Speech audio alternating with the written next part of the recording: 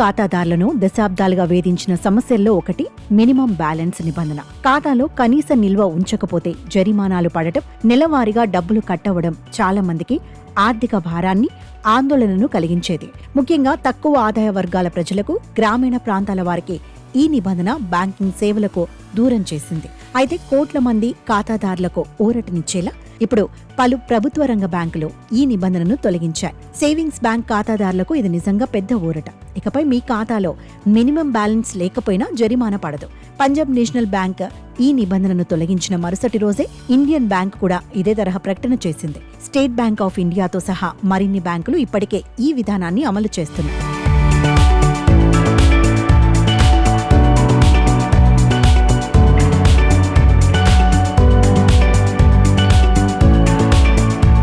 చాలా బ్యాంకులు సేవింగ్స్ ఖాతాలో కనీస నిల్వ ఉంచేందుకు ఛార్జీలు వసూలు చేస్తాయి.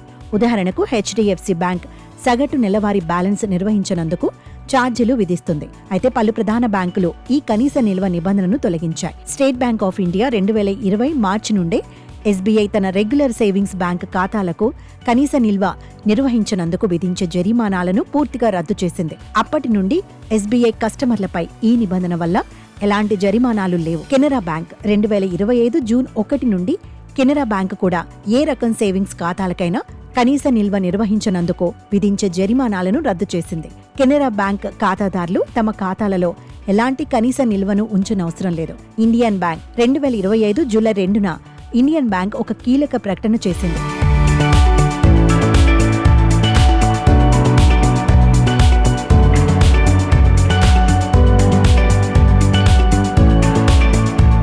ఆర్థిక సమ్మిళితత్వాన్ని మెరుగుపరచడానికి, బ్యాంకింగ్ సేవలను మరింత అందుబాటులోకి తీసుకురావడానికి, వినియోగదారులకు భరించగలిగేలా చేయడానికి 2025 జూలై 7 నుండి అన్ని సేవింగ్స్ బ్యాంక్ ఖాతాలపై కనీస నిల్వ నిర్వహణకు విధించే జరిమానాలను పూర్తిగా తొలగించినట్లు వెల్లడించింది. పంజాబ్ నేషనల్ బ్యాంక్ కూడా 2025 జూలై 1 నుండి అన్ని సేవింగ్స్ ఖాతాలపై కనీస సగటు నిల్వ నిర్వహించనందుకు విధించే జరిమానాలను రద్దు చేసింది. 2025 జూలై 1 నుండి అన్ని సేవింగ్స్ ఖాతా పథకాలపై కనీస సగటు నిల్వ నిర్వహించనందుకు ఎలాంటి జరిమానా ఛార్జీలు లేకుండా అవాంతరాలు లేని బ్యాంకింగ్ ను ఆస్వాదించండి అని బ్యాంక్ ట్విట్టర్ పోస్ట్లో తెలిపింది. ఈ మినహాయింపు మహిళలు, రైతులు, తక్కువ ఆదాయ వర్గాల వంటి వర్గాలకు ప్రాధాన్యత ఇస్తుందని బ్యాంక్ పేర్కొంది.